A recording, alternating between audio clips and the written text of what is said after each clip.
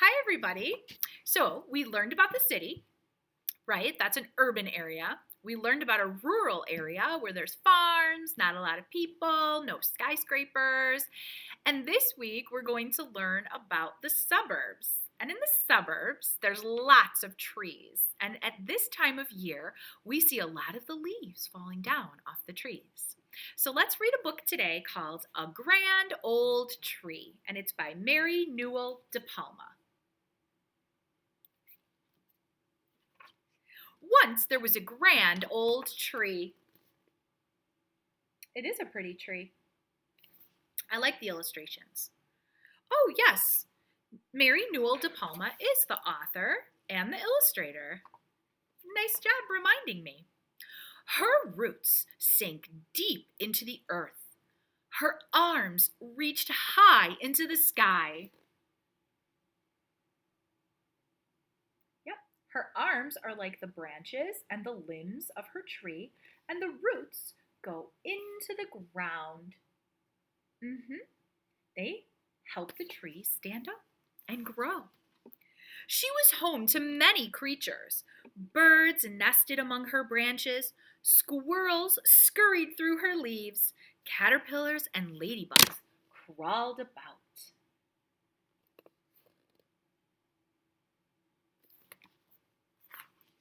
The grand old tree flowered. Wow, look at that. Such a beautiful tree. An important part of nature, right? Trees help us. They do. The tree bore fruit.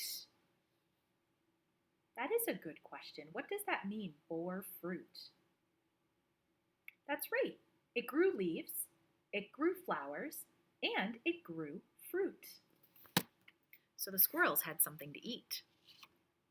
It sowed seeds. She had many children.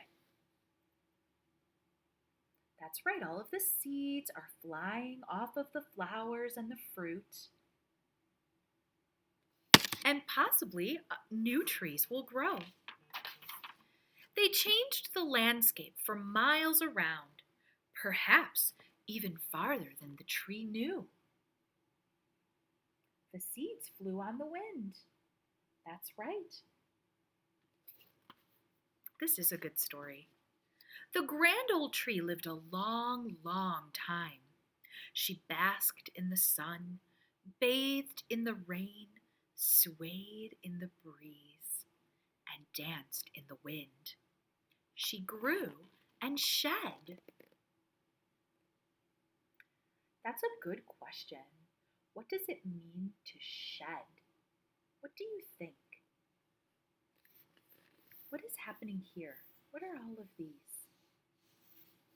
Yep. Shed means that something comes off. Many millions of leaves. That's right, the leaves came off.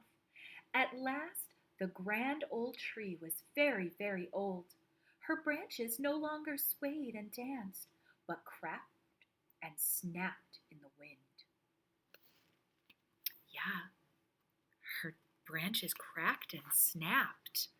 Why do you think that was happening? Maybe she wasn't getting enough sun and water. Maybe the tree was just getting old. Finally, she fell, and snow gently covered her. You're right. It's snowing today. Did we get this much snow? Not quite, right? The old tree died. She no longer flowered, bore fruit, or sowed seeds.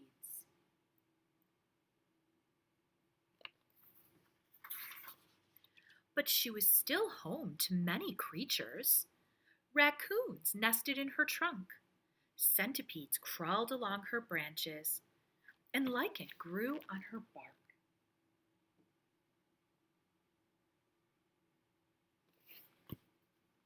That's right. We still need trees. The grand old tree slowly crumbled. She became part of the earth. Today, the roots of her grandchildren sink deep into the earth. Their arms reach into the sky. That is a good connection. Just like at the beginning of the book, the old tree's branches reached into the sky, and at the end, the seeds that had blown from her grew new trees. Nice remembering. They are home to many creatures, just like the grand old tree was. Just like the grand old tree.